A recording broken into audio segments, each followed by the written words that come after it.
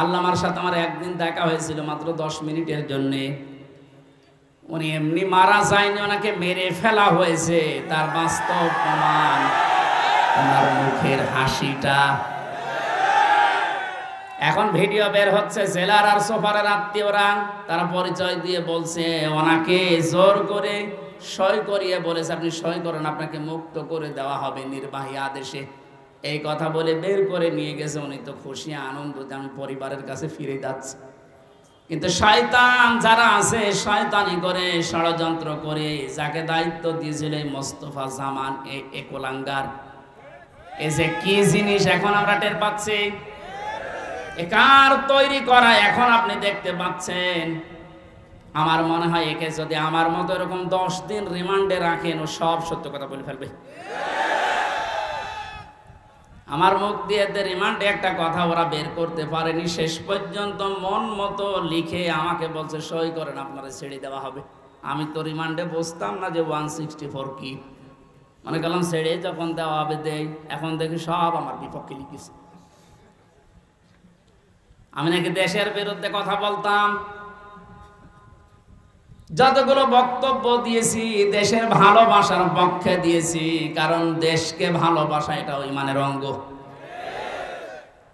আরে মানুষগুলো এটা আমাকে বলে কয়ে নিয়েছে যে বলেন আপনি যে আপনাকে এ দেশের কিছু মানুষ টাকা পয়সা দিয়ে ব্যবহার করে যে আপনি দেশের বিরুদ্ধে, এই সরকারের বিরুদ্ধে, তাহলে আপনাকে ছেড়ে দেব। শেষ পর্যন্ত বলতে রাজি যখন হলাম না, 11 ঘন্টা আমার টাঙিয়ে রেখেছিল কালো কাপড় দিয়ে চোখ বেঁধে। নিজেরা বলা করতো হুজুর আপনি নির্দোষ আমরা জানি, কিন্তু আপনাকে এই কথা বলা লাগবে। পেছনে হাত হ্যান্ডকাপ দিয়ে বেঁধে, কালো কাপড় দিয়ে চোখ বেঁধে 11 ঘন্টা এক জায়গায় আমার নামাজও পড়তে দেয়নি। 4 ওয়াক্ত জোহর আসর মাগরিব এসে আমি সব ইশারায় পড়েছি। এখন নামাজ পড়ছি কম সময়, আমি তাও জানি না, কারণ মাটির নিচে তো। সর্বশেষ যখন বললাম না এত বড় মিথ্যা কথা আমি বলতে পারবো না,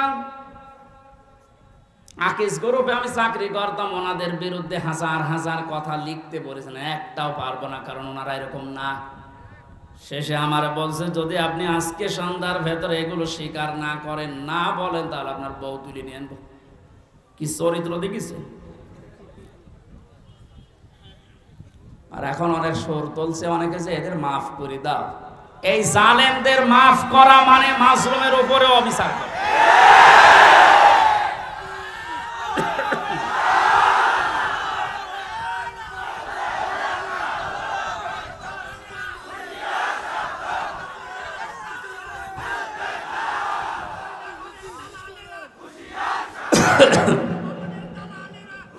আমার ভাইরা, আপনি আমান আজমের জীবন ফিরিয়ে দিতে পারবেন? ব্যারিস্টার আরমানের স্ত্রীর কাছে আপনি কি জবাব দেবেন বলেন? কোথায় পৌঁছিয়েছেন তার জীবনটা? কি ট্যালেন্টেড সন্তান ছিল মীর কাসেম আলীর। আমি জেলখানায় থাকতে এক কারারক্ষী এসে আমার কুতুবউদ্দিন ওর বাড়ি, রাজবাড়ি, রাত 12টার পরে যখন ডিউটি হয়েছে এসে বলছে হুজুর একটা গোপন কথা বলি, কাউকে যেন বললেন না এখানে, তাহলে আমার সমস্যা হবে। কি হয়েছে বলে, আমি যেদিন দায়িত্বে ছিলাম মীর কাসেম আলীর, যেদিন ফাঁসি হবে লোকটাকে যেয়ে বললাম স্যার আর সময় নেই, মাত্র 3 ঘন্টা আছে, আপনি প্রস্তুতি নেন। উনি আমারে বলছে ভাই কারারক্ষী এখনো তো সময় 3 ঘন্টা আছে, আমি 2 ঘন্টা ঘুমাই, তুমি আমারে ডেকে দিও। আল্লাহর কসম আমি আল্লাহকে সামনে নিয়ে বলছে ও যা যা বলেছে একটাও মিথ্যা কথা না, সবগুলোই এইভাবেই বলেছিল। যে আমি পাহারা দিতে গিয়ে দেখলাম লোকটা ঘুমিয়ে গেল। 2 ঘন্টা পর ওনারে ডাকলাম, ঠিক ঘুম থেকে উঠলো, গোসল করে ওযু করে শেষের নামাজটা শেষ করে একটা চা বানিয়ে বলছে নিন। বললাম স্যার আমি চা খাবো না। আপনার কিছুক্ষণ পরে বলে জানি আমি, আর মাত্র 15 মিনিট আছে। জল্লাদ শাহজাহান এসে গেছে, ডাক দিয়ে নিয়ে যাচ্ছে, বলেন চলেন। উনি আমারে বলছিল ভাই আমির হামজা আপনাকে আমি বলি আমিও তো মানুষ, উনিও মানুষ, মাত্র 3 ঘন্টা ধরে পর ফাঁসি, তার 2 ঘন্টা ঘুম আসলো কি করে? এই লোকটার সন্তান ব্যারিস্টার আরমান, উনি কিন্তু ওই সময় জানে যাদের ছেলে গুম হয়ে আছে, মরে গেছে না বেঁচে আছে তাও জানে না। বাংলাদেশ না, বিশ্বের ভেতরে যদি আমার মনে হয় 100 জন মানুষ থাকে যে মানুষকে কর্মসংস্থান তৈরি করে দেয়, তার ভেতরে মীর কাসেম আলী একজন। কত কিছু দুনিয়ায় তার ছড়িয়ে আছে, আপনি হিসাব করতে পারেন কি? হামজার মতো সে যে আল্লাহ আমাদেরকে স্বাধীন বাংলাদেশে পরাধীন ছিলাম, আবার নতুন করে স্বাধীন হওয়ার একটা স্বাদ আমাদেরকে দেখালেন। সবচাইতে বড় স্বাদ পাবো যদি আল্লাহর কোরআন দিয়ে জমিনটা চলে। এইটা দেখতে মন খুব চাই। আমি 7-8 দিন আগে ছিলাম মালয়েশিয়া, দুবাই, সিঙ্গাপুরে, সমস্ত জায়গায়। এদের দেশে ইসলাম নেই, কিন্তু ইসলামের নিয়ম নীতিগুলো তারা মানে। 1500 বছর আগে বিশ্বনবী যে জানিয়েছিলেন পবিত্রতা ঈমানের অঙ্গ, এটা শোনেননি কোনোদিন? পাক পবিত্র থাকা এটা ঈমানের অঙ্গ। কোন কোন জায়গায় পেয়েছি এটা ঈমানের অর্ধেক। এই শব্দটা নিয়ে চিন্তা করেছিলাম, কিন্তু এত গুরুত্ব দিয়ে কথা বলার কারণ কি? সিঙ্গাপুরে যে দেখলাম এই হাদিসের বাস্তবতা চলছে। আমার সামনে একজন, তার ছেলে একটা ঠোঙা, এই যে চিপস মিষ্টি চকলেট মকলেট খাবার পর এটা ঠোঙ্গা ফেলেছিল রাস্তায়।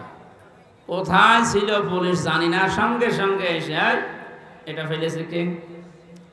বলছে আমার ছেলে বোঝে না এই জন্য। না, রাস্তাঘাটে কিছু ফেলা যাবে না, যখন ফেলেছে জরিমানা দেওয়া লাগবে। ধরে নিয়ে গেল থানায়। কি পরিষ্কার পরিচ্ছন্ন, কি মানে জায়গাটা দেখলে মনে হচ্ছে।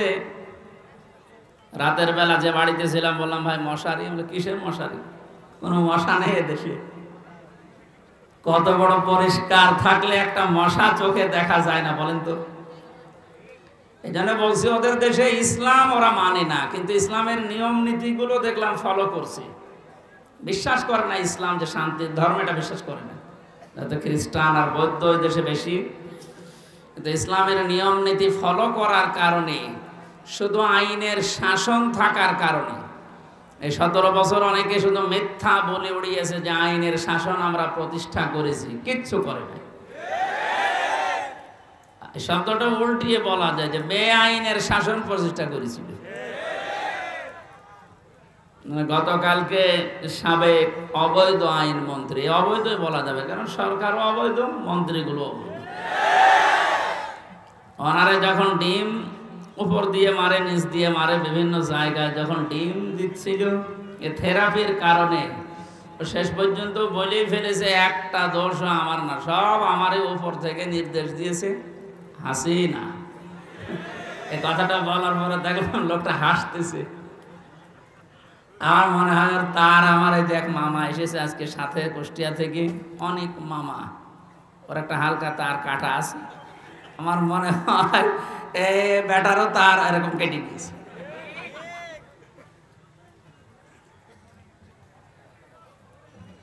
এখন যা যে যারে ধরছে একটু কিছু দিলেই সব ধরছে বর্তাছে আল্লাহর ওলির উপরে। আর যেটা দরবেশ মনে করতাম, এ দরবেশ যে এত খারাপ, দাড়ি কেটে নম হয়ে গেছে। ওরে দেখলে পর্যন্ত শয়তান হাসে যে আল্লাহ তুমি আমারে শয়তান বানিয়েছো, এটা তো আসল শয়তান ছিল। হোসাইন মাওলানা বলছিল না 29,000, না ওটা 36,000। পদ্মা সেতু বানিয়েছে 32,000 টাকা খরচ করি, আর এই লোকটার শুধু বাইরের একটা ব্যাংকেই টাকা পড়ে আছে 36,000 কোটি টাকা। ওই টাকাগুলো ফেরত পেলে বাংলাদেশে আর একটা পদ্মা সেতু বানানো যাবে। মালয়েশিয়ায় দেখলাম এই যে পেনাং থেকে এই আর একটা শহরে যাবার সময় 2টা ব্রিজ পর পর, একটা মনে হয় 8 কিলোমিটার, একটা 17 কিলোমিটার। এই যে বিশাল বিশাল ব্রিজ তারা বানিয়েছে, বাংলাদেশেও সম্ভব, শুধু এই দরবেশদের টাকাগুলো বাইরে থেকে নিয়ে আসা দরকার।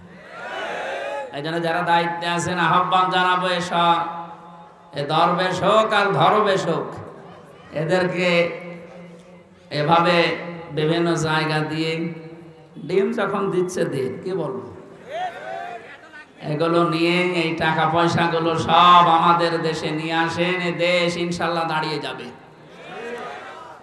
আমরা পবিত্র পরিষ্কার পরিচ্ছন্ন হওয়ার কথা বলছিলাম। স্বাধীন দেশে যেহেতু এখন আছি, চর্মচোখে 52 বছর 53 বছর তো আমার বয়স না, আমার বয়স 32-33 বছর। এখানে যারা আছে এরকম বহু বয়সের মানুষ আছে। এ মানুষগুলো সহ আমরা দেখেছি এই 52 বছর বিভিন্ন মানুষের দেশটা চালিয়েছে, কিন্তু কাঙ্ক্ষিত মানের শান্তি আমরা এখনো পাইনি। এখন শুধু বাকি আছে যে কোরআন দিয়ে চললে কেমন দেখা যায় এটা দেখতে বাকি আছে। এটা আমরা দেখতে চাই কিনা? এটা তো এমনি এমনি হবে? কথা শেষ করি ভাই। এমনি এমনি শুধু দোয়া করে হবে? কাজ করা লাগবে না? সুতরাং কোরআন দিয়ে চালাবে যারা, এরকম মানুষগুলোকে আজ আমরা ওখানে পাঠাতে চাই আর দেখতে চাই চর্মচোখে। আল্লাহ আমাদেরকে তুমি একটু দেখার তৌফিক দাও যে জমিনটা কোরআন দিয়ে চলছে। দল মত নির্বিশেষে আমরা এই অনুষ্ঠানে ইবাদত মনে করে এসেছি। বলেন তো আলহামদুলিল্লাহ। তাআওয়ানু আলাল বিররি ওয়াত তাকওয়া ওয়া লা তাআওয়ানু আলাল ইসমি ওয়াল উদওয়ান। আল্লাহর ঘোষণা, এই পৃথিবীতে তোমরা ভালো কাজে, নেক কাজে একে অন্যকে সাহায্য করো, অন্যায় কাজ করবা না, অন্যায় কাজে সাহায্য সহযোগিতা করবা না। আজ আমরা আহ্বান জানাচ্ছি, রাষ্ট্র যেহেতু সংস্কার আরম্ভ হয়ে গেছে বা চলছে, আমরা সব জায়গায় ইসলাম দিয়ে সংস্কার করতে চাই। নবীর উপরে দরুদ আর সালাম পাঠ করার মাধ্যমে তেলাওয়াতকৃত আয়াত থেকে যেটা লিখে দিয়েছেন এর উপরে ভিত্তি করে আমরা তাফসীরুল কোরআন মাহফিলে তাফসীর আকারে কথা বলতে চাই ইনশাআল্লাহ। জবান খুলে কোরআনে কারিম থেকে। আমি যেহেতু 8-9 দিন ছিলাম, মাওলানা মিজানুর রহমান আজহারি ভাই, এরপরে ডেভিড লিও নামে একজন আছে ইসলামিক চিন্তাবিদ স্কলার, অনেক দামি লোক। এরপর ডক্টর জাকির নায়েক সাহেবের সাথে দেখা হয়নি, হওয়ার কথা ছিল। এই মানুষগুলোর কাছে মিশে আমি সেই কয়েকদিন ছিলাম, আমি সবচাইতে বড় বিষয় পেয়েছি ওনারা আলেমদের কিছু দায়িত্ব কর্তব্য, যেহেতু ওনারা মজলুম মানুষ। আসবে, দেশে ফিরে আসবে, মিজান ভাই জানিয়েছে আমি কিছুদিনের ভেতরে এই দেশে যাব। আমি বলেছিলাম ভাই দেশে আসার পরে কুষ্টিয়া, আমার জন্মভূমি কুষ্টিয়াতে কোরআনের কথাগুলো চলে না, কারণ যে দুইজন শয়তান এই বাংলাদেশে আল্লাহ পাঠিয়েছে ওই জেলায়, আমার জন্মভূমি, তারপরও আমারে বলতো না। এই যে খুলনা বিভাগের 10-11টা জেলা, একটাতেও আমারে কথা বলতে দিত না। যাওয়ার আগে 144 ধারা জারি হয়ে যেত। এখন যেহেতু সুযোগ এসেছে, ওনাকে বললাম আমার কুষ্টিয়া দিয়ে আপনি কোরআনের কথাগুলো আরম্ভ করবেন। উনি সময় দিতে চেয়েছি, দেখি দেশে আসুক ইনশাআল্লাহ। বাংলাদেশের প্রত্যেকটি জায়গা তখন আর জামাতের প্রোডাক্ট কেউ বলতে পারবে না। যারা বলতো তারা এখন কবরে। আল্লাহ রাব্বুল আলামিন তার কোরআনে কারিমকে যেন উন্মুক্ত করে দেন দেশের জন্য এবং প্রতিষ্ঠা করে দেন। বলেন আমিন। সূরা আরাফ কোন সূরা বলেন তো? 157 নম্বর, একটা মাত্র আয়াতের 4 ভাগের 1 ভাগ আমরা পড়েছি। বিশ্বনবীর হাদিস লক্ষ লক্ষ, সেখান থেকে একটা হাদিস নবীজির জামাই হযরতে আলীর বর্ণনা করা, যোগের সাথে মিলিয়ে আমরা তেলাওয়াত করলাম। এই দুইটাকে সামনে রেখে কোরআন যেভাবে তাফসীর করা লাগে হক আদায় করে চেষ্টা চালাচ্ছি ইনশাআল্লাহ। এটা যেহেতু মমতাজের কনসার্ট না, সে মহিলার এখন আর কনসার্ট করা সম্ভব না, কারণ তারও দোলাদুলি এখন আর কেউ দেখতে চায় না। ও ফেটেও আর কারো যাচ্ছে না। ফেটে যাচ্ছে না, এখন সারা বাংলাদেশে শুধু আল্লাহর কথা হবে। কারণ মানুষের জিকির করে আমরা বহু দেখেছি, একটা মানুষের আলোচনা, একটা মানুষের জিকির যে পরিমাণ হয়েছিল, যদি আল্লাহর জিকির ওই পরিমাণ এই দেশে হতো, আমরা আল্লাহর ওলি হয়ে যেতাম। আল্লাহরও মনে হয় সহ্যের বাইরে চলে গেছে, নাই তো এত অপমান তো আমি ফেরাউনকেও হতে দেখিনি। আমি তার জীবনী পড়েছি, তাহলে এত অপমান হয়নি। আল্লাহ রাব্বুল আলামিন কোরআনে কারিম কিভাবে মানুষের সামনে উপস্থাপন করা লাগে এটা আমাদের শিখিয়েছেন 1500 বছর আগে। আমরা আল্লাহর ওই ধরনটা সামনে নিয়ে আসি, নাকি আমার মন মতো বলবো না। আল্লাহ পাক বলেন কিতাবুন উনসিলা ইলাইকা ফালা ইয়াকুম ফি সাদরিকা হারাজুম মিনহু লিতুনযিরা বিহি ওয়া যিকরা লিল মুমিনিন। আল্লাহ বলেন এই একটা কিতাব, পৃথিবীতে একটাই মাত্র কিতাবের নাম আল্লাহ জানিয়েছেন, তার নাম কোরআন শরীফ। এজন্য কবরে যাবার পর মানুষকে যখন জিজ্ঞাসা করা হবে মার রব্বুকা, তোমার রব কে, লোকটা যদি বলে রব্বি আল্লাহ, আমার রব আল্লাহ, সঙ্গে সঙ্গে ফেরেশতারা জিজ্ঞাসা করবে মা দিনুকা, তোমার জীবন ব্যবস্থা কি। লোকটা যদি বলে দীনুন আল ইসলাম, সঙ্গে সঙ্গে ফেরেশতা বলবে মান হাজার রজুল, এই লোকটা কে ছিল। লোকটা যদি বলেও ফেলে হাজা নাবিয়ুনা মুহাম্মাদুর রাসূলুল্লাহ সাল্লাল্লাহু আলাইহি সাল্লাম, সঙ্গে সঙ্গে ফেরেশতারা আর একটা বলবে এই কথাগুলো তুমি পেয়েছো কোথায়। কথা বুঝতেছেন? আপনি পৃথিবীর কোন বইয়ের নাম, কিতাবের নাম বললে ফেরেশতারা কিন্তু ওগুলো চিনবে না। আপনাকে সঙ্গে সঙ্গে জবাব দিতে হলে বলা লাগবে আমি কোরআনে পেয়েছি,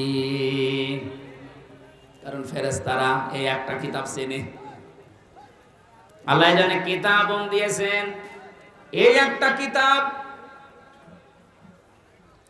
এমন দামি কিতাব, এটা আল্লাহর পক্ষ থেকে এই পৃথিবীতে আল্লাহ নিজে পাঠিয়েছেন। নবীজি এই কিতাবুন শব্দটার ব্যাখ্যা করতে গিয়ে হাদিসে জানিয়েছেন মানিত্তাবাল হুদা বিগাইরিল কুরআন আদাল্লাহুল্লাহ।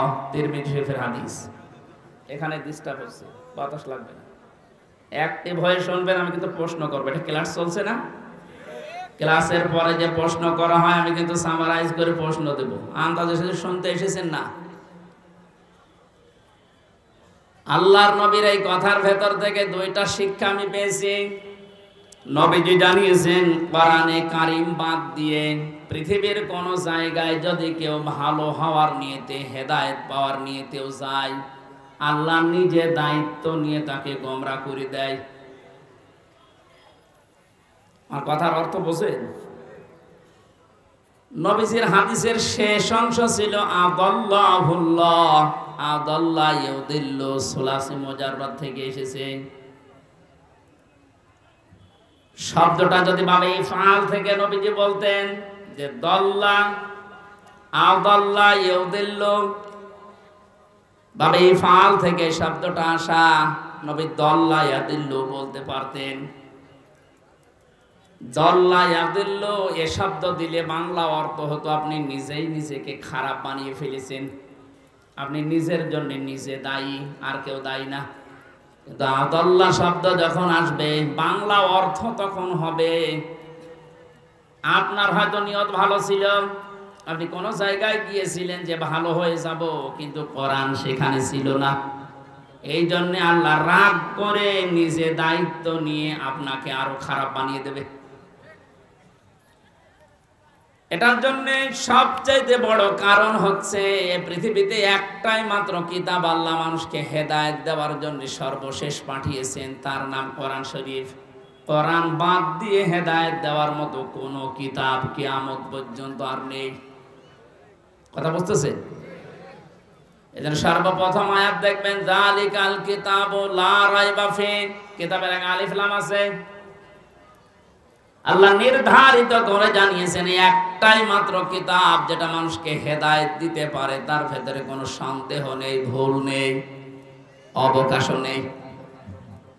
হাদিসের ব্যস্ততায় আমি যেটা পেয়েছি, ও বাংলার জনগণ, কোরআন যেখানে নেই ওই রকম জায়গায় এখন থেকে যদি আপনি ভালো হওয়ার নিয়তেও যান, আপনাকে আমির হামজা খারাপ বানাবে না, খারাপ বানিয়ে দেবে কে? এবার এক বাক্যে বলবেন হেদায়েত দেওয়ার একচ্ছত্র মালিকানা হামজার? বলেন। নবীজির? কার?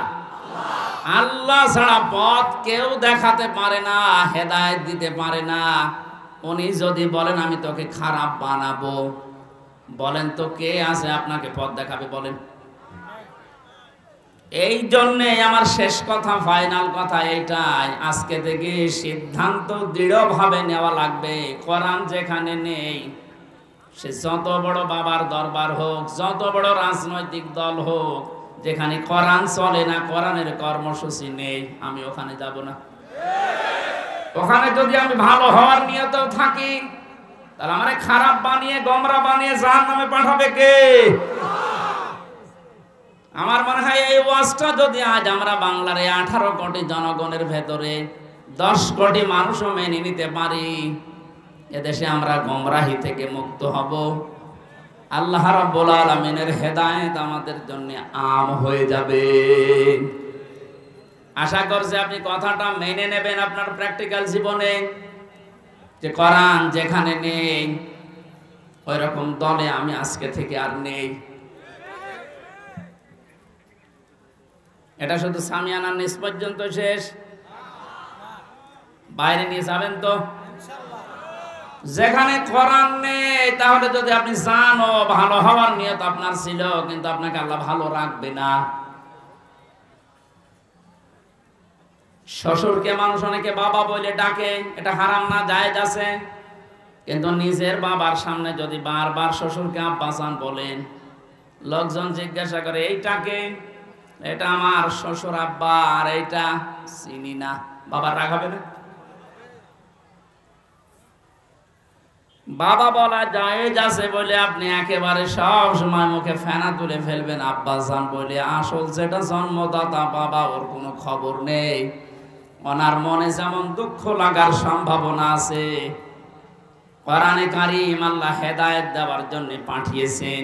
এইটা বাদ দিয়ে সত্যি যদি আপনি কোনো জায়গায় আপনার নিয়ত ভালো নিয়েও যান, আল্লাহ কিন্তু দায়িত্ব নিয়ে আপনাকে খারাপ বানিয়ে দেবে। আল্লাহ এই জন্য শব্দটা প্রথমে দিয়েছেন কিতাবুন, এই একটা কিতাব, উনজিলা ইলাইকা, হে নবী আপনার প্রতি আমি এটা নাযিল করেছি, ফালা ইয়াকুম ফি সাদরিকা হারাজুম মিনহু লিতুনযিরা বিহি। এই কিতাব দিয়ে যখন ওয়াজ করবেন, এই কিতাব দিয়ে আপনার উম্মতদেরকে যখন সতর্ক করবেন, তখন আপনার মনের ভেতরে যেন কোনো সংকীর্ণতা না আসে। হারাজন শব্দের ব্যাখ্যা পেয়েছি আমি তাফসিরে 2টা, একটু খেয়াল করেন। 1 নম্বরে কোরআনে কারীম দিয়ে যখন আপনি মানুষকে বোঝাবেন, তাফসির করবেন, ব্যাখ্যা বিশ্লেষণ দিবেন, তখন আপনার মনের ভেতরে যেন এই ধারণা না আসে, না জানি অনেকের আবার মন খারাপ হয় কিনা। এরকম মানুষের দেশে ছিল না? কোরআন দিয়েই বলতো, কিন্তু কেটে যেত, চেপে যেত, গোপন করতো, মনে মনে ভাবতো সব যদি কোরআনের কথা ওপেন ভাবে খোলাখুলি বলি, স্বভাবে না, অনেকে আমার উপর মন খারাপ করবে। এই জন্য নবীজিকে আল্লাহ প্রথমে এই শব্দ দিয়ে জানিয়েছেন, আপনি যখন কোরআন প্রচার করতে যাবেন, তখন আপনার মনের ভেতরে যেন কোনো সংকীর্ণতা কাজ না করে, যে কে কি বলল।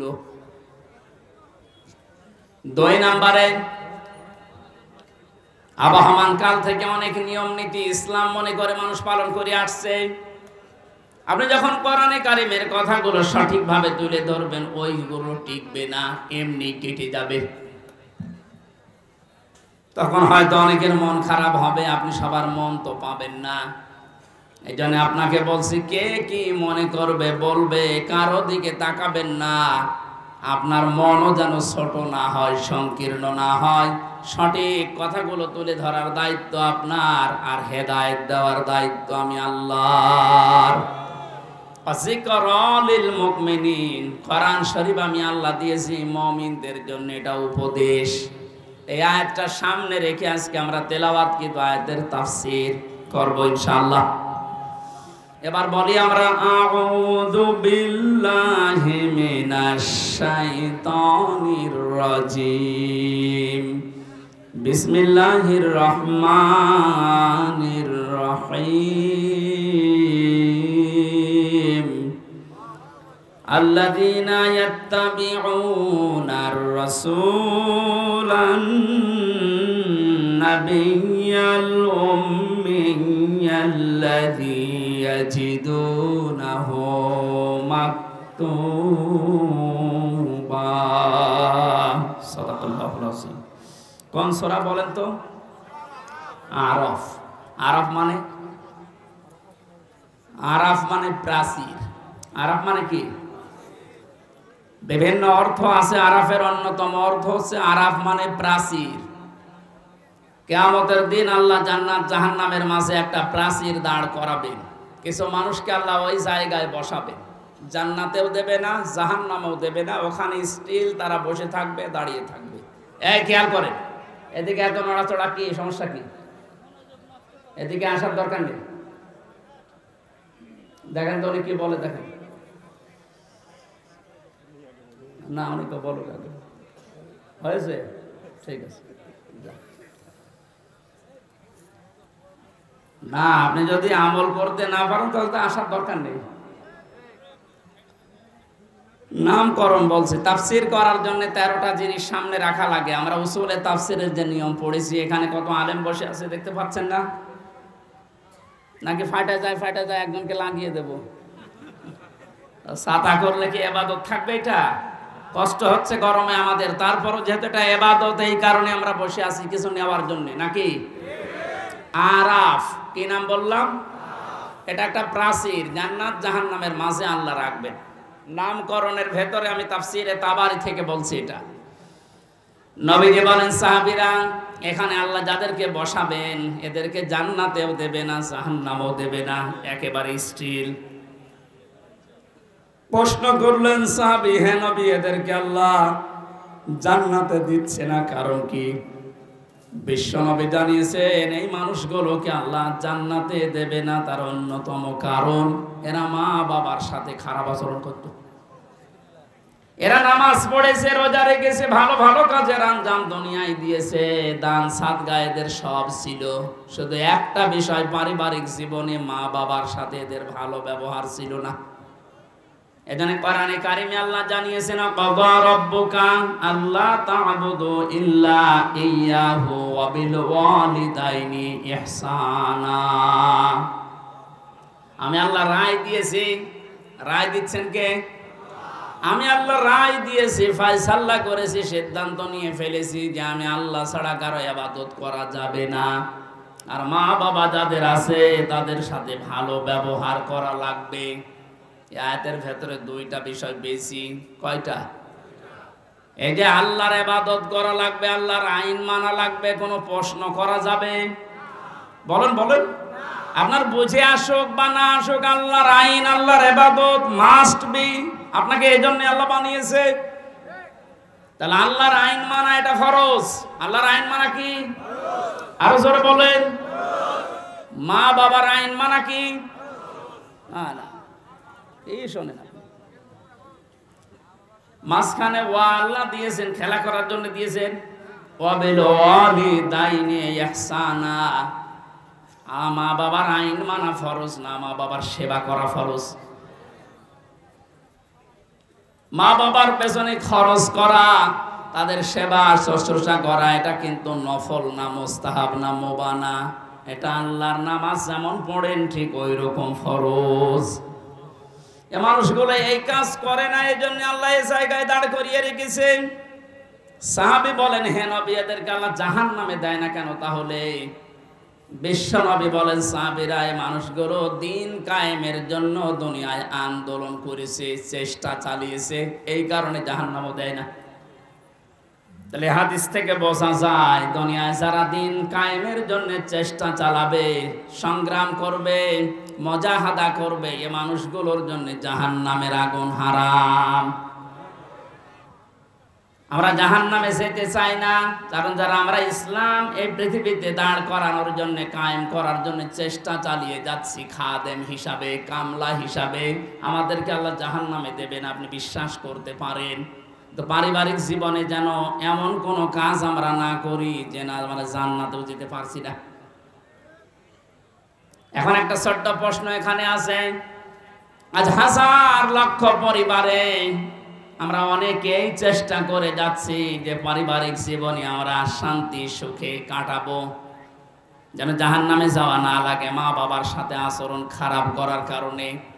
তো অনেক পরিবারে আমরা বাস্তবে দেখতে পাচ্ছি, স্ত্রীর কারণে আর স্ত্রীর মা বাবার এই কুপরামর্শের কারণে অনেক সংসারে সন্তান মা বাবার সাথে ভালো আচরণ করতে পারছে না। সম্মানিত মা বোন যারা বিভিন্ন জায়গায় বসে আছেন, শুধু নামাজ পড়ার পর্দা করা ইবাদত না, মানুষের সাথে মুআমালাত মুআশারাত পারিবারিক জীবনে নিজের নিকট আত্মীয় স্বজনের সাথে ভালো ব্যবহার করা ইবাদত। এটা আজ হাজারো পরিবারে নেই। এজন্য অনেক মানুষ ইসলামও সঠিকভাবে মানতেও পারছে না। বাস্তবতায় সে দান সাদকা নামাজ রোজা হজ যাকাত বহু কিছু করছে, পারিবারিক জীবনে স্ত্রীর শুধু মন ছোট থাকার কারণে নিজেও বাধ্য হয় স্ত্রীর কারণে মা বাবার সাথে খারাপ ব্যবহার করতে। আপনি কিন্তু আমাকে আরাফ নামক জায়গায় দাঁড় করাতে বাধ্য করছেন। সুতরাং স্ত্রী যারা এসেছেন ওরা মন উদার করবেন, মনে করবেন যাদের বাড়িতে আসলাম এগুলো আমার মা আর বাবা। আমি হাজারো মেয়ে লোককে দেখেছি নিজের মা বাবা দোষ করলেও কিছু মনে করে না, মাফ করে দেয়, মানিয়ে নেয়। তো শ্বশুর শাশুড়ি একটু ভুল করলে মানাতে পারে না, তখন স্বামীর কাছে আস্তে আস্তে কানে কানে কথা তুলে দেয়। এরকম মহিলা দেশে নেই? শ্বশুর শাশুড়ি যারা বসে আছেন ওরা তো এখন বগল বাজাচ্ছে যে কাজ হচ্ছে। কোরআনে কারীম জানিয়েছে ওয়াকুলু লিন-নাসি হুসনা, মানুষের সামনে হাসি মুখে ভালো কথা বলবা, এটা একটা সাদকা দেওয়ার সওয়াব হয়ে যাবে। আপনি শ্বশুর আর শাশুড়ি হয়েছেন তাতে কি? মেয়েটা 18 বছর 20 বছর 22 বছর পরে আপনার বাড়িতে এসেছে, এটাকে নিজের মেয়ের মতো মনে করতে পারেন না। আল্লাহর কসম, আমি আল্লাহকে সামনে নিয়ে বলছি, সাক্ষী করে বলছি, সত্যি যদি মা আর বাবা নিজের মেয়েকে নিজের ছেলেকে যে নজরে দেখে, পুত্রবধূকে এই নজরে যদি দেখতে পারতো, আমরা হাজারো সন্তান আরাফ নামক জায়গায় থাকতাম না। এদের আহ্বান জানাচ্ছে, আমরা তো চেষ্টা করছি কিন্তু আপনাদের এই ছোট মনের কারণে পারছি না। আপনার মনটা উদার করেন, কি করবেন আপনি দুনিয়ার এই সয় সম্পদ দিয়ে যদি জাহান্নামে যাওয়া লাগে? আল্লাহ আমাদেরকে আরাফ নামক এই জায়গায় যেন দাঁড় করিয়ে ভাগ্য হত না করেন। নবীজি কিন্তু হাদিসের শেষে আর বলেননি যে এরা যাবে কোথায়। বলেন তো এই হাদিসে পর্যন্ত থাকলে কি দাঁড়াচ্ছে অর্থ? জান্নাতেও যেতে পারছি না শুধুমাত্র এই কারণে, জাহান্নামও আল্লাহ দিচ্ছে না আমি ইসলামী আন্দোলন করার কারণে। অথচ এই জায়গায় যদি দাঁড়িয়ে থাকা লাগে আবাদান আবাদান, আমার মতো হতভাগ্য মানুষ আছে। আল্লাহ আমাদেরকে হেফাজত করুন, বলেন আমিন। মক্কায় নাজিল হয়েছে সূরাটা, 206টা আয়াত আছে, 16টা রুকু আছে। ক্রমিক নাম্বার হিসাবে কোরআনে কারিমের এটা 7 নাম্বার সূরা। মাত্র একটা আয়াতের 4 ভাগের 1 ভাগ পড়েছি। আয়াতের ভেতরে 3টা বিষয় আমরা আলোচনা নিয়ে আসব। 1 নম্বরে আমাদের নবী মুহাম্মদ রাসূলুল্লাহর 3টা গুণ আল্লাহ দিয়েছে। কয়টা? যেহেতু বর্তমান প্রেক্ষাপটের সাথে আয়াতের একেবারে হুবহু মিল আছে। 2 নম্বরে আল্লাহর নবীর কর্মসূচি ছিল এই দুনিয়ায়, আয়াতের ভেতর থেকে আমরা 6টা পেয়েছি। কয়টা? 3 নম্বরে আমরা যারা তার উম্মত এখন দাবি করব কিয়ামত পর্যন্ত, তাদের কর্মসূচি হবে, তাদের করণীয় হবে 4টা। তাহলে নবীজির পরিচয় তুলে ধরা হবে আয়াত দিয়ে 3টা, বিশ্বনবীর কর্মসূচি তুলে ধরা হবে 6টা, আর আমাদের করণীয় তুলে ধরা হবে 4টা। সব মিলে 13টা। কয়টা? এই 13টা বিষয় আজকের আলোচনায় আছে। আমরা একটা একটা করে তাফসীর আকারে শুনছি। আপনারা আছেন তো? আল্লাহ পাক বলেন আল্লাযীনা ইয়াত্তাবিউনার রাসূলান নাবিয়্যাল উম্মিয়্যা, তোমরা অনুসরণ করো, ইত্তেবা করো, দেখে দেখে চলো। এই যে তাবউন শব্দটা আছে, আমি 12 সালে যখন আলোচনা আরম্ভ করেছিলাম বিশ্ববিদ্যালয়ের 2nd ইয়ারে থাকতে, ওই সময় তাবউনের ব্যাখ্যা বলেছিলাম। অনেকে ইন্টারনেটে এটা দেখেছেন, মনে আছে আপনাদের? তাবউন মানে কি? তাবউন মানে দেখে দেখে চলা। আপনার সামনে একটা মানুষ হেঁটে যাচ্ছে, কিভাবে কিভাবে পা লাগায়, কোথায় হাত নাড়ায়, মাজা দোলায়, কিভাবে তাকায়, একেবারে ওইভাবে হুবহু ওই জায়গায় পা ফেলে হাত নাড়িয়ে মাজা দলিয়ে চলার নাম তাবউন। আল্লাহ পাক এখানে ইত্তেবা দিয়েছেন, আল্লাযীনা যারা ইয়াত্তাবিউনা অনুসরণ করছে, করবে, এটা মজারে বর্তমান ভবিষ্যৎ প্রেজেন্ট ফিউচার কার অনুসরণ করছে করবে রাসূলান নাবিয়্যাল উম্মিয়া বিশ্বনবীর পরিচয় আল্লাহ এখানে দিয়েছেন তিনটা। এক নম্বরে রাসূল ছিলেন তিনি, দুই নম্বরে তিনি ছিলেন নবী, তিন নম্বরে তিনি ছিলেন উম্মি। এবার আসেন তো রাসূল কাকে বলে, নবী কাকে বলে, উম্মি কাকে বলে? এ পৃথিবীতে বহু নবী এবং রাসূলের কথা আমরা শুনেছি, 1,24,000 নবী রাসূলের কথা আমরা জানি। পৃথিবীতে আল্লাহ মানুষকে হেদায়েত দেওয়ার জন্য, পথ প্রদর্শন করার জন্য পাঠিয়েছেন। এতগুলো নবীর জীবনী কর্ম পদ্ধতি বলতে বলতে তো সময় চলে যাবে। আমি গুরুত্বপূর্ণ কয়েকটা নবীর জীবনী থেকে বলছি। যত নবীকে আল্লাহ দুনিয়ায় দাওয়াতি কাজ করতে পাঠিয়েছিলেন, সবচাইতে বেশি কষ্ট সহ্য করেছিলেন হযরতে মুহাম্মদুর রাসূলুল্লাহ। এনার পরে যার নামের তালিকা পাওয়া যায় তিনি হযরতে ইব্রাহিম আলাইহিস সালাম। এনার পরে যার নামের তালিকা আছে হযরতে নূহ আলাইহিস সালাম। এনার পরে যাদের নামের তালিকা আছে সিরিয়াল হিসাবে, আল্লাহ পাক কোরআনে কারিমে জানিয়েছেন শারা'a লাকুম মিনাদ-দীনি মা ওয়াসসা বিহি নূহা ওয়াল্লাযী আওহায়না ইলাইকা। আমি নির্ধারিত করে দিলাম, লিখে দিলাম, নির্ধারণ করে দিলাম, আমি আল্লাহ সই স্বাক্ষর করে দলিল করে দিলাম তোমাদের জন্যে। নূহ আলাইহিস সালামকে, ইব্রাহিম আলাইহিস সালামকে, ঈসা আলাইহিস সালামকে, এই সমস্ত মুসা আলাইহিস সালাম, এই বড় বড় নবীদের নামগুলো দিতে দিতে আল্লাহ জানিয়েছেন, হে নবী, এই প্রত্যেকটা নবীকে কিন্তু আমি আল্লাহ জানিয়েছিলাম আনাকিমুদ্দিন, তোমরা দিন কায়েম করো। আপনাকেও আমি ওহী করলাম ঠিক ওইভাবেই, ওয়াওহাইনা ইলাইকা, আপনার প্রতি আমার একই ওহী, আন আকিমুদ্দিন, আপনি দিন কায়েম করেন জমিনে, ওয়ালা তাতাফাররাকু ফি, এ বিষয়ে কোনো ফতোয়াবাজি করবেন না।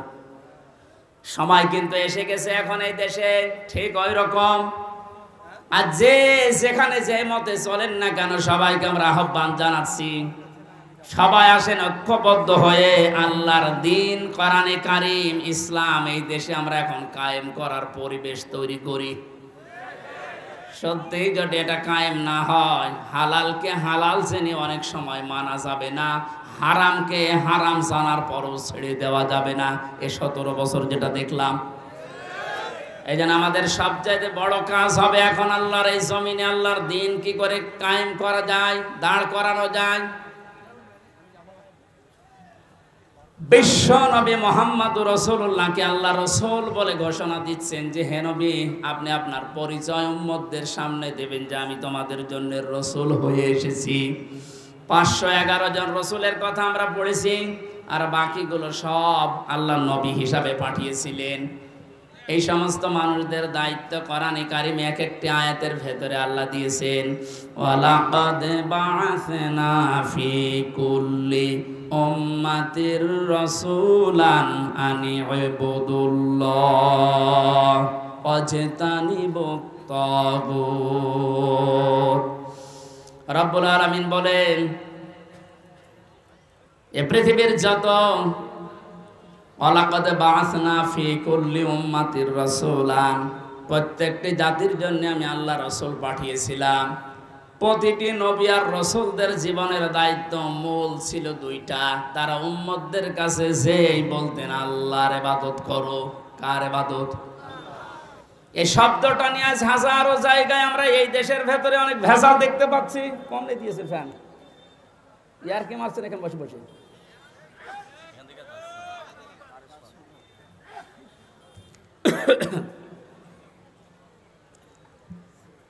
এই যে ইবাদত, এই শব্দটা ব্যাপক অর্থবোধক একটা শব্দ। এটা নিয়ে আজ হাজারো ঝামেলা ভেজাল তৈরি করে শব্দটাকে আজ কলঙ্কিত করে ফেলেছে অনেকে। এই জন্য সতর্ক হওয়ার সময়, সংস্কারের সময় যখন চলছে, আমরা এখন সতর্ক এবং সংস্কার এই মন নিয়ে আমরা ইবাদত করব। আমার ইবাদতের ভেতরে যেন কোনো ভেজাল না আসে। গাড়ি গাড়ি ইবাদত করা লাগবে, কোরআনে আল্লাহ এমন দেয়নি। ইবাদত করো, আখলিস দীনাকা ইয়াকফিকাল আমালুল কলিল। তোমার ঈমানটা যদি খাঁটি হয়, কাজকর্ম আমল যদি কম হয়, আমার আল্লাহ মাফ করে দেবে। আমাদের অনেকের কাজ কারবার দরবেশ বাবার মতো গাড়ি গাড়ি দেখতে পাচ্ছি। ওর একটা বক্তব্য শুনেছিলাম কয়েকদিন আগে, ও বলেছে কোরআনেও সমস্যা আছে। এই নামটা নিয়ে, আহলে হাদিসের নাম নিয়ে অনেক মানুষ আজ মানুষকে ধোঁকা দিচ্ছেন। আহলে হাদিস এই শব্দটা খারাপ না, কিন্তু শব্দটা নিয়ে আজ ধোঁকা দিয়ে বোকা বানিয়ে অনেকে এখনো পর্যন্ত জালেমদের পা চাটতেছে। কালকের বক্তব্য ছিল একজনের রফিক নামে, আমি নাম নিয়েছি এই কারণে চেনার জন্য। এই লোকটা জানাচ্ছে এখন জনগণকে, আবু সাইদ নামে এই ছেলেটা শহীদ হয়নি, ও নিজে আত্মহত্যা করেছে।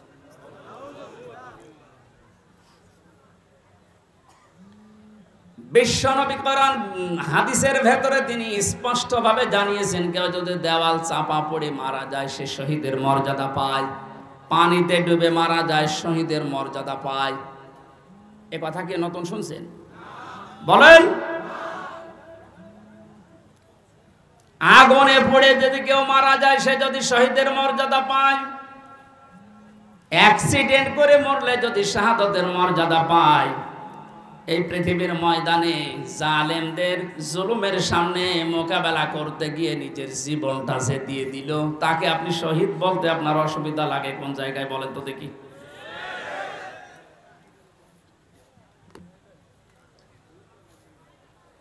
এবার আমার দুইটা নোটিশ বলছে, যেহেতু এই শব্দটা শুনি আজকে আজ 2 দিন ধরে অনেক জালেমের দোসর যারা, তারা এখনো পর্যন্ত অপপ্রচার চালাচ্ছে এদের বিরুদ্ধে, এই জন্য দুইটা নোটিশ বলছি। সূরা বাকারার 154 নম্বর আয়াত, 2 নম্বর পারা, 2 নম্বর পৃষ্ঠা, 12 নম্বর 13 নম্বর লাইনে আছে, ভালো করে মিলাবেন। আল্লাহ পাক বলেন, ওয়ালা তাকুলু লিমান ইয়াকতালু ফি সাবিলিল্লাহি আমওয়াত বাল আহইয়াউ ওয়ালাকিন লা তাশউরুন। আপনি হয়তো এভাবে এতদিন চিন্তা করেননি, যেভাবে আমি বলছি মিলিয়ে দেখেন। আল্লাহ বলেন, ওয়ালা তাকুলু, হে পৃথিবীর লোকেরা, কেউ এ কথা মুখ দিয়ে বলবা না। কথা বলে মানুষ কি দিয়ে? বলো না কেন? এই জন্য মুখের ওপর আল্লাহ নোটিশ দিয়েছেন, কেউ এ কথা বলবা না। 1 জন 2 জন না, কেউ বলবা না, বহু বচন। লিমান ইয়াকতালু ফি সাবিলিল্লাহি আমওয়াত, আমি আল্লাহর জন্য, মানবতার জন্য যারা জীবন দিয়ে গেল, এই মানুষ মরে গেছে, এ কথা বলবা না। বাল আহয়াউন, বরং তারা জীবিত। ওয়ালাকিন লা তাশউরুন, কিন্তু তোমরা টের পাও না। এটা তো মুখের উপর আল্লাহ দিলেন, মানুষ মুখের পরে অন্তরেও ধারণা করতে পারে। ধারণা করা কি দিয়ে? অন্তর দিয়ে মানুষ যেন ধারণাও না করে যে তারা শহীদ হয়নি, তারা এমনি মারা গেছে, কথা যেন ধারণাও না করে। সূরা আলে ইমরান 4 নম্বর পারার 11 নম্বর পৃষ্ঠার 9 নম্বর লাইনের 159 নম্বর আয়াতে আল্লাহ 69 নম্বর আয়াতে আল্লাহ জানিয়েছেন, ওয়ালা তাহসাবান্নাল্লাযীনা কুতিলু ফি সাবিলিল্লাহি আমওয়াতা বাল আহইয়াউন ইনদা রাব্বিহিম ইউরযাকুন। খুব খেয়াল করেন, অন্তর দিয়েও কেউ যেন ধারণা না করে যে ওরা মারা গেছে। আল্লাহ পাক বলেন, ধারণাও কোনোদিন করবি না যে মরে গেছে না। কারণ জীবন জালেমের সামনে নিজের জীবন দিয়ে দেওয়া তো সহজ কথা না। ওরা কিন্তু জীবিত আছে, ওরা জিন্দা। ইনদা রাব্বিহিম ইউরযাকুন, তারা তাদের রবের কাছে রিজিক পাচ্ছে। সুতরাং আবু সাইদ রংপুরের এই ছেলেটা জালেমের সামনে দাঁড়িয়ে জীবনটা দিয়ে শাহাদাতের মরণ পেয়েছে। এটা কোনোদিন আপনি মুখ দিয়ে যেন না বলেন যে লোকটা মরে গেছে, ধারণাও না করেন যে ও মরে গেছে না, ও শহীদ হয়েছে। কি হয়েছে? স্বাধীনভাবে কথা বলতে পারতাম না। পাশের জেলায় বাড়ি আমার, নাটোর, কুষ্টিয়া। এখানে দাওয়াত খেতে এসেছিলাম বিয়ের, তারপর আমার ঢুকতে দেয়নি। কোথায় ছিলাম আপনি টের পেয়েছেন? স্বাধীনতা পরাধীনতা কি আমরা 17 বছর টের পেয়েছি। স্বাধীনভাবে চলাফেরা করার, বাক স্বাধীনতা ফিরিয়ে দেওয়ার জন্য যে মানুষগুলো জীবন দিয়েছে, মাস্ট বি 100 ভাগ আমি বিশ্বাস করি ওরা সব শাহাদতের মর্যাদা পেয়েছে। এমনকি জালেমের জুলুমের শিকার হয়ে আয়না ঘরেও বহু মানুষ জীবন দিয়েছে, জেলখানার ভেতরে জীবন দিয়েছে। এমনকি কোরআনের পাখিকে অনেকে বলছে উনি স্বাভাবিকভাবে মারা গেছে। না, আমি পাশের জেলে ছিলাম, উনি 1 নম্বরে, আমি 4 নম্বরে। স্ত্রী সন্তান কোথায় আছে সে কিচ্ছু জানে না। এই কঠিন মুহূর্তে তার নিজের হাজারো যারা অনুসারী, তার সহকর্মী যারা, হাজার হাজার মানুষ পালিয়ে বেড়াচ্ছে, জেলখানায় আছে, আটক আছে, মরে গেছে, এসব কিছু তার কাছে সংবাদ আসতেছে। এমন কঠিন সময়ও লোকটা 2 ঘন্টা ঘুমিয়েছে। এমনি ঘুম আসবে না, অবশ্যই আমার আল্লাহ তাকে সূরা হামিম সেজদার 30 নম্বর আয়াত ফেরেশতা দিয়ে শুনিয়েছে। কোরআনে কারীম জানিয়েছে, ইন্নাল্লাযীনা ক্বালু রাব্বুনাল্লাহু সুম্মা ইসতাকামু তাতানাজ্জালু আলাইহিমুল মালাইকা আল্লা তাখাফু ওয়া লা তাহজানু ওয়া আবশিরু বিল জান্নাতিল্লাতী কুনতুম তুআদুন। আল্লাহ পাক বলেন, যারা এই কথা বলে যে আল্লাহ তুমি আমাদের রব, আমি টিকে আছি এই কথার উপরে, আল্লাহর সঙ্গে সঙ্গে তার বিপদে আপদে পড়লেই ফেরেশতা নাজিল করবে। এই জন্য তাতানাজ্জালু দিয়েছেন আল্লাহ। 1 জন 2 জন পাঠায় না, মালাইকা বহু বছর হাজারো ফেরেশতা তার জন্য আল্লাহ পাঠিয়ে সান্ত্বনা দেয়। আল্লাহ তাখাফু ওয়া লা তাহজানু, কোনো ভয় নেই, কোনো চিন্তা নেই। ওয়া আবশিরু বিল জান্নাহ, ওই জান্নাতের সুসংবাদ গ্রহণ করো। আল্লাতী কুনতুম তুআদুন, যার ওয়াদা আল্লাহ করেছে। আমার মনে হয় ঠিক মীর কাসেম আলী শহীদ, উনি আল্লাহর ফেরেশতাদের দ্বারা শুনতে পেয়েছিলেন, সন্তান ব্যারিস্টার আরমারের জন্য চিন্তা নেই, হাজার হাজার সহকর্মীর জন্য চিন্তা নেই, ওগুলো আল্লাহ সব দেখবে, তুমি জান্নাতে প্রবেশ করো। তাছাড়া আর কি করে ঘুম এসেছে আমার তো বিশ্বাস হয় না। আমিও তো ছিলাম, আমার তো ঘুম আসতো না। রাতের পরে রাত আমি বিনা ঘুমে কাটিয়েছি। ঘুম আসে না, কি করবো? 2-3টা ঘুমের বড়ি খেয়েও ঘুম আসে না। অথচ লোকটার 2 ঘন্টা 2.5 ঘন্টা পরে ফাঁসি, আর বলছে আমি 2 ঘন্টা ঘুমিয়ে নেই। আপনি কি যা তা মনে করেন এটা? এই লোকটার সন্তান ব্যারিস্টার আরমান, 8টা বছর তার স্ত্রী জানতো না যে লোকটা মেসে আছে না মারা গেছে। গতকালকে তিনি একটা ভিডিওতে বলছিল, আমি আমার পরিবারের আশা ছেড়ে দিয়েছিলাম, কারণ খাবার দিত পচা খাবার, অধিকাংশ সময় আমার রোজা রেখে কাটানো লাগতো। এই 8 বছরে আমার মনে হয় সে প্রায় 8 বছরই রোজা ছিল।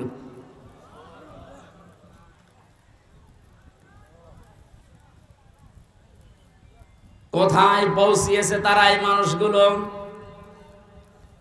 আর উল্টা পাল্টা এখনো পর্যন্ত অনেক জালেমের দোসররা ধারণা করে যাচ্ছে যে কি করেছে যে আমাদের দেশ থেকে তাড়িয়ে দিল। কি করেছেন আপনি টের পাচ্ছেন না?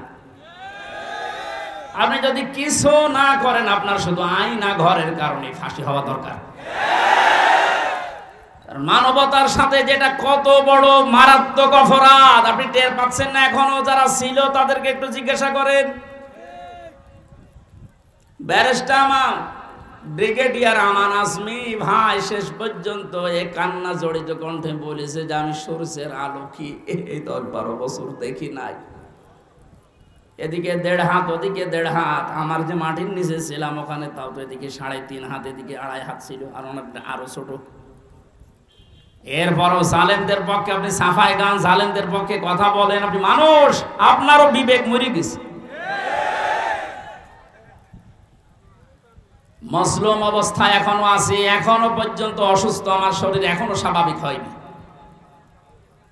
এখনো মুসাফির অবস্থায় আছি, দোয়া করছে আল্লাহ কিয়ামতের আগে কোন জালেম যেন এই দেশে আর ফিরে আসতে না পারে। আমরা যারা আছি এই দেশে এখন, আমাদের আলেমদের উচিত হবে নবীরা রসুলরা তাদের যে পরিচয়গুলো আল্লাহ তুলে ধরেছিলেন, নবীর কাজ কি, রসুলের কাজ কি, এই পরিচয়গুলো আমরা এখন জনগণের সামনে তুলে ধরবো। তাদের কর্মসূচি 6টা। কয়টা? তারা হালাল করতো পবিত্র জিনিস। আজ বাংলাদেশে হালাল করা লাগবে পবিত্র জিনিসগুলো, আর হারাম করতো তারা অবৈধ জিনিসগুলো। বাংলাদেশে এখন প্রত্যেকটা সেক্টরে এখনো পর্যন্ত হারাম জিনিস জিয়ে রাখা হয়েছে। এই এদিকে তাকান, যারা দায়িত্বে আছেন, অন্তর্বর্তীকালীন সরকার থেকে শুরু করে যারা এখন দায়িত্বে আছেন, এই মুহূর্তে আপনাদের সিদ্ধান্ত নেওয়া লাগবে এই জালেমদের সহযোগী যতগুলো ছিল প্রত্যেককেই ইমিডিয়েটলি এখনই ওদেরকে বহিষ্কার করা লাগবে। এটা সংস্কার যেহেতু চলছে, নবীদের কর্মসূচি 6টা ছিল, তার 2য় নম্বর এটা হালালকে হালাল বলে বৈধ জায়গায় দিয়ে দেন। এই 17 বছর যারা বৈধ চাকরিতে উন্নতি পায়নি তাদের কাজ উন্নতির ওই জায়গায় দেওয়া লাগবে, আর যারা অবৈধভাবে আন্দাজে চেয়ারের পর চেয়ার পেয়েছে তাদেরকে নিচে নামানো লাগবে। ইসলামী ব্যাংক থেকে শুরু করে বাংলাদেশের যত ব্যাংকিং ব্যবস্থা, বিচার ব্যবস্থা, প্রশাসন, ব্যবসা, প্রত্যেকটি দিক আর বিভাগে যেহেতু সংস্কার আরম্ভ হয়েছে, এই সংস্কার ইমিডিয়েটলি কয়েকদিনের ভেতরেই করা লাগবে। এখনো পর্যন্ত এই হারামখোর যারা, এদের এই অভ্যাস এখনো যাবে না। বলেন না হুজুর দোয়া করেন। নূহ নবীর চাই থেকে আমি বড় হয়ে গেছি। নূহ নবী দোয়া করেছিলেন না? কি বলেছিলেন? লা তাযারা আলাল আরদি মিনাল কাফিরিনা তাজ্জারা ইন্নাকা ইন তাযারহুম ইউদিল্লু ইবাদাকা ওয়ালা ইয়ালিদু ইল্লা ফাজিরান কাফারা। হে আল্লাহ, বহু চেষ্টা করেছি এদের পেছনে, 950 বছর দাওয়াত দিয়েছি। এদের যে চরিত্র, এদের আন্ডা বাচ্চা পর্যন্ত যেন জমিনে একটাও না থাকে, কারণ যেটা থাকবে ওর পেট থেকে যেটা আসবে ওইটাও হবে হারাম। এই জন্য জুলুমের পুনরাবৃত্তি আমরা আর দেখতে চাই না। এটা মারাত্মক একটা অপরাধ, সবচাইতে বড় অপরাধ এই গুম। এটা মানুষকে আপনি মেরে ফেলতে পারতেন, সংবাদ দিতেন যে লোকটা মারা গেছে। দেলাওয়ার ভাইয়ের সন্তানের সাথে নাটোরে যা করেছে, আপনি কি জবাব দেবেন বলেন তো? মেরে লোকটাকে ঘরের ভেতরে আপনি আটকিয়ে রাখলেন, পরের দিন জানতে পেরেছে জনগণ, এটাও মোবাইল ট্যাগ করে যে অমুক জায়গায় মরে পড়ে আছে। এই বিশ্বাসঘাতক এই জালেমকে যদি এখন নাটোরবাসী মাফ করে দেয়, তো কি জবাব দেবেন আপনি আল্লাহর কাছে আর দেলাওয়ারের কাছে? বলেন, আপনার ছেলেটা যদি হয়তো আপনি টের পেতেন। আমি একটু টের পেয়েছি, তাই আমার মুখ দিয়ে বরদোয়া চলে আসছে। আমার মেয়েটা আমাকে আজ পর্যন্ত চেনে না। 3টা বছর আমার যোগাযোগ বিচ্ছিন্ন রেখে দিয়েছিল শয়তানরা। ওরে আমি 8-9 মাস রেখে গিয়েছিলাম, এখনো তো বয়স 4 বছর। আমার এখনো পর্যন্ত আমার কাছেও আসে না, আমার ডাকেও না, আমার কাছে আসে না। কারণ মনে করো বিভিন্ন হুজুর আসতো, ওই রকম একজন হুজুর। আমি জেলখানা থেকে যেদিন বের হয়ে বাড়িতে গেলাম, আমার বছর হুজুর আমাদের বাড়ি চলে। আপনি হাসতেছেন, আমার মনের ভেতরে কত দুঃখ জানেন? আমার নিজের মেয়ে আমার চিনি না, যে জালেমদের কারণে, জুলুমের শিকার হওয়ার কারণে ওদেরকেও যেন ওদের বংশধররা না আসেন না। মাফ করে দেন। মাপ আপনি এই জায়গায় থাকলে আপনার মুখ দিয়ে মাপ বের হতো না। কিসের মাপ? সংস্কার যখন চলছে, নবীদের কর্মসূচি 6টা, এই 6টার ভেতরে 1 নম্বরে এইটা যে হালাল জিনিসকে হালাল জায়গায় নিয়ে এসে বৈধতা দান করেন। সুতরাং এই মুহূর্তে বাংলাদেশের সবচাইতে বড় কাজ হবে, যারা এতদিন পর্যন্ত জুলুমের শিকার হয়ে ওই জায়গায় যেতে পারেনি, ব্যাংকিং ব্যবস্থা বলেন, বিচার ব্যবস্থা বলেন, প্রশাসন বলেন, ব্যবসা বলেন, আজ ওদেরকে ওই জায়গাগুলোই পৌঁছিয়ে দেওয়া লাগবে। আর হারাম কাজ যেগুলো হারাম হিসাবে হারাম ঘোষণা দেওয়া লাগবে। হারাম এ দেশে নেই, এই কথা বলেন না কেন? বহু অবৈধ জিনিস অলরেডি বন্ধ হয়ে গেছে, সামনে আরো বন্ধ হবে ইনশাআল্লাহ। কোরআনে কারীম থেকে আবার বলছেন, আল্লাহ রাব্বুল আলামিন জানিয়েছেন, হে পৃথিবীর মানুষেরা, 3 নাম্বার নবীদের কাজ ছিল সৎ কাজে আদেশ করবে, তারা অসৎ কাজে বাধা দেবে। আজ বাংলাদেশ জামাতে ইসলামীর সর্বোচ্চ দায়িত্বে যিনি আছেন ডাক্তার শফিকুর রহমানের দিকে আপনি তাকান। 4টা দিন এই লোকটার সাথে আমি এক ঘরে ছিলাম কাশিমপুর কারাগারে। এটা মানুষ বলা যায় না, আমার মনে এটা ফেরেশতা। তার যে ঈমান কোন পর্যায়ে আপনি তার সাথে না মিশলে বুঝবেন না। মনে করছেন জামাত ইসলাম, না, কিসের জামাত, সে জামাতের ঊর্ধ্বে। লোকটাকে আমি একদিন বলছি, স্যার আমি তো 3 বছর আছি, আমিও যোগাযোগ বিচ্ছিন্ন, ওইভাবে বলতে পারি না, আমার দেয় না। আমার আর মাওলানা মামুনুল হকে কল মোবাইল দিত না, অন্য সবাইকে দেয়, আমাদের দেয় না। হেফাজতের আরো যারা আলেম ছিল তাদের দিত না। ওনাকে দেওয়ার পরে দেখলাম 4 তলায় দিয়েছে। দেখা করতে যে বললাম, স্যার এখানে একটা উপায় আছে, আপনি যদি অনুমতি দেন তাহলে আপনাকে কারারক্ষীদের মাধ্যমে একটা কায়দা করে মোবাইল এনে দিই, ছোট মোবাইল, আপনি কথা বলতে পারবেন চুরি করে। কি বললে? কার সাথে কথা বলবো? অথচ তার ছেলেটাও পাশের ছেলে আছে, তার ছেলেও ডাক্তার, পাশের এক বিল্ডিং পরেই তার ছেলে জেল খাটতেছে। কি হিন্দাল সার্কিয়া, কি শয়তানি নাম, উল্টোপাল্টা নাম দিয়ে মামলা। তার স্ত্রী অসুস্থ হয়ে পড়ে আছে, সে যে একটু খবর নেওয়ার জন্য, না কার সাথে কথা বলবো, আমার বলছে, হামজা আমি সবাইকে, আমার দল সহ সবাইকে আমি আল্লাহর কাছে দিয়ে এসেছি। এই কঠিন মুহূর্তে এই কথা মুখ দিয়ে বের হওয়া, আপনি মনে করছেন এই আর কি? আপনি জায়গা মতো জানতো আপনার মুখ দিয়ে কথা বের হয় কিনা? 5 তারিখের পর থেকে এই লোকটার যে উদ্যোগ দেখতে পাচ্ছি, আজ আমরা সারা বাংলাদেশ সহ যে অ্যাক্টিভিটিস, যে কাজগুলো, সৎ কাজের আদেশ, অসৎ কাজে বাধা দেওয়ার জন্য যে ভূমিকাগুলো পালন করছে, আমার মনে হয় এভাবে যদি আল্লাহ চালায়, কিছুদিনের ভেতরে এটা আমরা দেখতে পাবো। এখন অলরেডি শুরু হয়ে গেছে। আল্লাহর দিনের ভেতরে মানুষ এখন দলে দলে পালে পালে প্রবেশ করছে, তাদের অন্তত বিবেক একটু জাগ্রত আছে। বহু শিক্ষিত মানুষ, আমি কথা বলি তো মাঝে মাঝে, দেখি না বলছে আর কি করব, জীবনটা নষ্ট করে ফেলেছে জালেমের কথা শুনে, বাকি জীবনটা অন্তত ইসলামের কাছে দিয়ে আখেরাতটা তৈরি করি। যেহেতু কোরআনে কারিমের ঘোষণা এইটা, হে নবী যখন আসবে আল্লাহর সাহায্য, তখন আপনি বিজয় দেখতে পাবেন, আর বিজয় আসবে, দলে দলে মানুষ ইসলামে প্রবেশ করবে। এটা এখন দেখতে বাকি আছে, শুরু হয়ে গেছে অলরেডি। 20% মানুষ এই দেশে দিন কায়েম হোক এটা চাইতো, কিন্তু এই 5 তারিখের পর থেকে আজকে 19 তারিখ, মাত্র এই কয়দিনে জরিপ পেলাম, অলরেডি 35% মানুষ এই দেশে এখন চাচ্ছে যে দিন এই দেশে কায়েম হোক। এভাবে চলতে থাক, দেখবেন 51% পার হয়ে যাবে অন্তত কিছুদিনের ভেতরে। আর 51% হয়ে গেলে দেশে ইসলাম কায়েম করা কোনো দাদা ঠেকাতে পারবে না। আমরা ওইটা দেখার আশায় আছি। কথা বলেন। নবীজির কর্মসূচি, আমি এক একটা শব্দের ভেতরে লক্ষ লক্ষ কথা, আমি এত ব্যাখ্যা করতে গেলে এই যে গলা বসে যাচ্ছে, মাইকটা আমার মন মতো হয়নি। 1 2 নম্বর প্রচন্ড গরম, তো ভেতরে ঘেমে ঘাম গায়ে বসে যাচ্ছে, এই জন্য গলা বসে যাচ্ছে। বোঝা নামিয়ে দেবে, এটা নবীদের কর্মসূচির ভেতরে ছিল। বোঝা নামিয়ে দেয়নি আল্লাহ।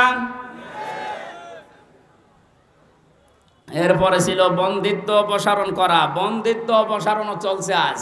আমার যা বিশ্বাস, এই দেশে যারা স্বাধীনতা চায়, যারা এই দেশে মানুষের মত প্রকাশের স্বাধীনতা একেবারে সব জায়গায় দিতে চায়, যে সবাই সবার মন মতো চলবা, একটা মানুষও যদি এই দেশে জন্মগ্রহণ করে, সে এই দেশের বৈধ নাগরিক। জামাতে ইসলামী বাংলাদেশের কেন্দ্রীয় আমির যিনি ডাক্তার শফিকুর রহমান ঘোষণা অলরেডি দিয়ে দিয়েছে, এই দেশে আমরা সবাই এক পরিবার। সুতরাং জালেম যারা বাইরে চলে গেছে, জালেমরা যেন কিয়ামতের আগে আর না আসে। বলেন, সবাই যেহেতু আমরা এক পরিবার, একটা পরিবার যেভাবে থাকে আমরা এদেশে এখন ওইভাবে থাকতে চাই। রাষ্ট্র সংস্কার অলরেডি চলছে। বন্দিত্ব যারা ছিল এখন তাদেরকে মুক্ত করার এই সংস্কারও চলছে। বিনা কারণে যারা বিনা বিচারে আটক অবস্থায় ছিল, আল্লাহ যেন এটাও তাড়াতাড়ি খুব দ্রুত করে দেন। বলেন আমিন। নবীদের এখান থেকে আমরা যারা উম্মত, তাদের 4টা কাজ এই মুহূর্ত থেকে শুরু করা লাগবে। 1 নম্বরে আল্লাযিনা আমানু, যারা ঈমান আনার দরকার আমাদের এখন। ইমান এখন বলেন আমার ইমান নেই, মানে আমি মুসলমানের ঘরের সন্তান, আমার বাবা ইমানদার, দাদা ইমানদার, আমিও ইমানদার। না, ইমানদারের প্রকাশ হচ্ছে আল্লাহর কোরআনে যে নিয়ম নীতিগুলো আছে ওইগুলো বাস্তব বিশ্বাস করে দেখানো। এটা এখন দেখাতে পারবো না ইনশাল্লাহ।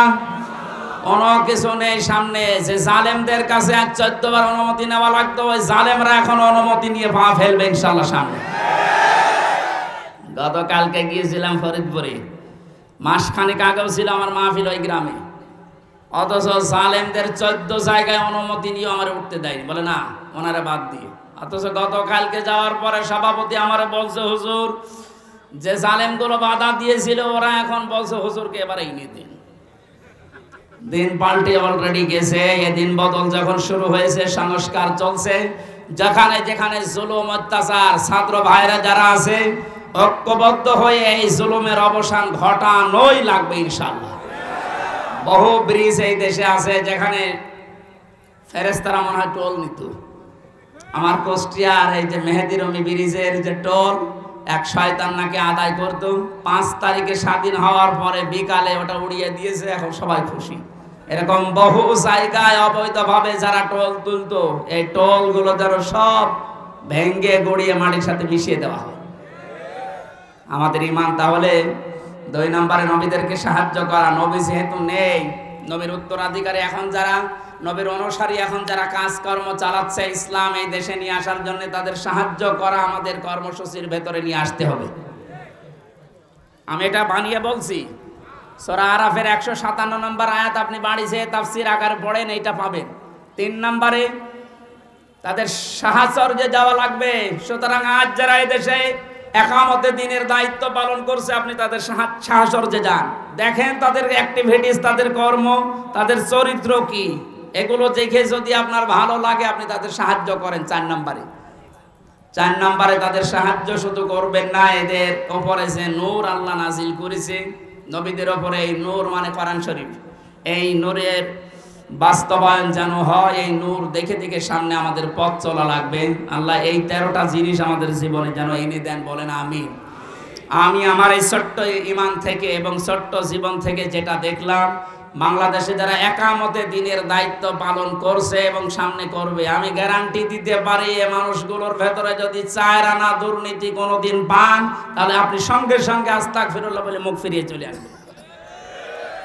আমার বিশ্বাস, আমি যা পেয়েছি, যা দেখেছি, 4 আনা দুর্নীতি এদের ভেতরে পাবেন না। এজন্য অনেক নাস্তিক পর্যন্ত আজ বলতে বাধ্য হচ্ছে, এরা যদি 5টা বছর চালাতে পারে এই দেশে শান্তি কাকে বলে আপনি দেখতে পারবেন। আল্লাহ তুমি তোমার কোরআনে কারিমে দেশে কায়েম করে দাও, এটা আমরা দেখতে চাই। আল্লাহুম্মা আমিন।